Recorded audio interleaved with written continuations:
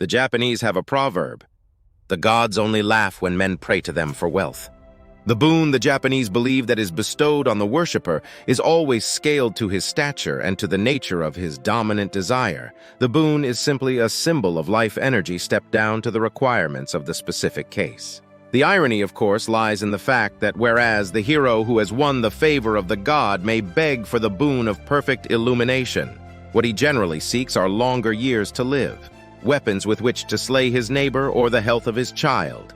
The Greeks tell of King Midas, who had the luck to win from Bacchus the offer of whatsoever boon he might desire. He asked that everything he touched should be turned to gold.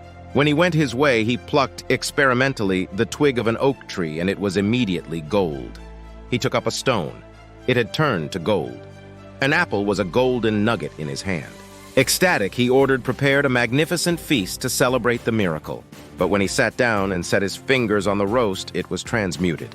At his lips, the wine became liquid gold. And when his little daughter, whom he loved beyond anything on earth, came to console him in his misery, she became, the moment he embraced her, a pretty golden statue.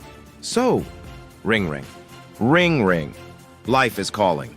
Are you answering? As Joseph Campbell said, when the call isn't answered, you experience a kind of drying up and a sense of life lost. Answer the call. Go on your hero's journey. Win the battle with your dragons. Receive your boon, but choose it wisely. Why?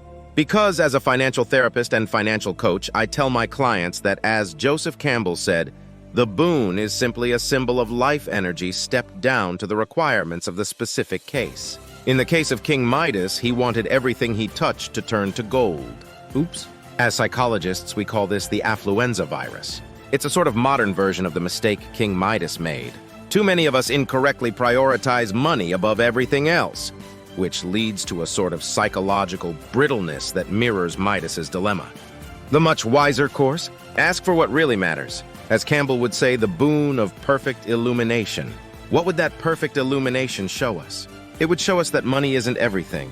Neither is a million Instagram followers checking out your six-pack on the beach. It's all about your psychological balance sheet, a sense of flourishing, close relationships, meaningful work, enjoying the experience that is life with all its good and its bad. Right now, here's to your ultimate boon.